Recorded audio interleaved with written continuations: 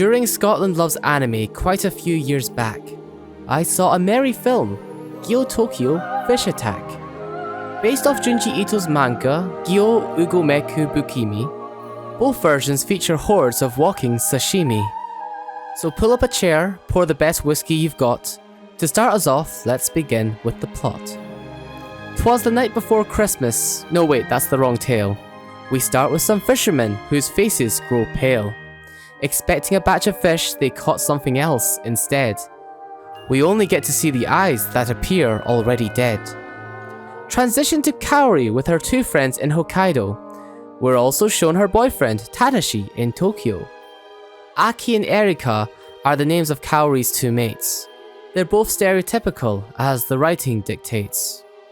Aki is introverted and eats like a fatty, while Erika is superficial and portrayed rather slutty. That may sound quite harsh, and it's one of my gripes. You see, this film's a bit lazy with the character archetypes. Kaori is too perfect, and something the creators should understand. Someone with no flaws is not relatable, just bland. But anyways, let's get back to the story, alright? After a day out, the friends walk through the woods at night. They reach their cabin. They should have chose a hotel, for when they open the door, there is a horrible smell. Kaori airs out the place by opening a window. The least of their worries, as there's a skittering shadow. Kaori crushes the crawler between the drawers and the wall. She's the only character that's useful at all. Behind the drawer, they see something disturbing. It's a fish on metal legs, still jerking and squirming. They get over the shock quick of the quadruped trout. Kaori simply bags it like trash and chucks it out. The next day is when the real party begins. Out of the sea comes an army of friends with fins. Feeling the Christmas spirit, they come round to play, while the three girls plan the rest of their day. Erika invites two random men to the hut. They shamelessly like to reinforce that she is indeed a slut. She goes upstairs with the guys until they are done, till a jolly shark decides to join in on the fun. The party picks up. The shark has had too much to drink. Aki and Erika aren't as close as you'd think. Instead of helping, Erika gives Aki the boot. But karma's a bitch. She gets stabbed in the foot. Erika is pinned down by the shark on the floor, till Kaori lures it out of the window like a matador. She later calls up Tadashi to tell him about her day, and he's like, "Oh shit, don't come back to Tokyo, okay?" We see news reports all about the invasion. The sea life didn't want to miss this special occasion. We see swarms of fish blocking roads like traffic cones, and some school kids recording the chaos with phones.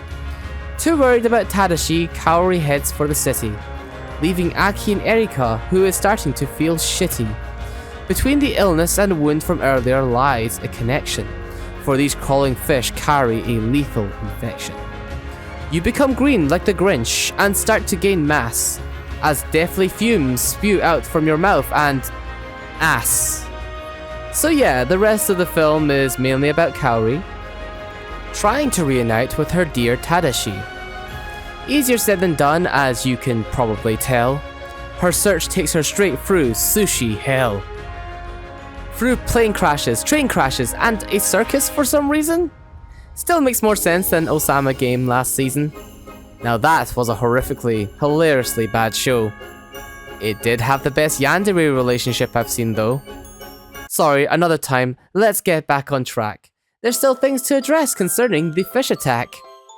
A point to keep in mind, right from the start, this is a stereotypical horror movie and thus not super smart. It's kinda like World War Z, except it has fish. Much like that movie, the characterization is pish. You're either a saint like Kaori or an ass, which is crass, while the monsters themselves have an unexplained moral compass. See, that person that died there was evil is something the anime thinks I should know, but at the expense of the horror, it kind of softens the blow. From my research, I did find an explanation. Quite a few of the flaws lies in adaptation. The manga has less cliches, and one of the most significant changes is that in the original, the main couple have traded places. Yes, instead of Kaori, it stars Tadashi. Gone are the bad characters like Erika and Aki. To be fair, some major plot points are still the same, but I'm sad to say that any additions are still quite lame. To avoid a potential feud, I acknowledge that it could be argued.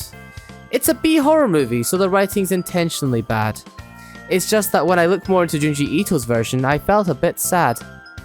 His work is more Lovecraftian, which makes this film look quite tame. The themes and psychological elements are downplayed, such a shame. Despite my complaints, you may not want to give this a miss, as there are good points if you take it for what it is. Besides the plot and characters, which I've stated as nothing new, occasionally a little bit of Ito's genius shines through. The designs are good, creatures ranging from small to enormous. I appreciate how their origin is left quite ambiguous. The lack of subtlety at times might be a bit disappointing, but the in-your-face body horror is delightfully disturbing. There is much imagery that is grotesque and then some, like fleshy tubes being shoved up a girl's rectum. I like how Kaori's arc relates to the death-smelling gas. You can tell by now this is not really about Christmas. I mean, sure it is, full of festive delights, like people being eaten, stabbed, and crushed left and right. You may find enjoyment just from the spectacle, as GYO is well animated by Studio Ufotable. In conclusion, if you're in the right mood, it's a fun movie. I saw DVDs for £5 and that's not that much money. Perhaps wrap it up and give it to someone you hold dear. Just bear in mind they may not want to talk to you next year. So if you have time this Christmas, maybe give this a go. It's not that much different from something like Ponyo. It's like a Manchu, except less of a bore. It's like Suritama with a lot more gore. At around an hour's runtime, it's not long anyway, and a more fulfilling watch than Eromanga Sensei. Definitely dumb, but for entertainment it will do. I give it a Netflix for this Anime Pulse review. In writing this, I wanted to try something new, and if you didn't like the rhyming, my retort is,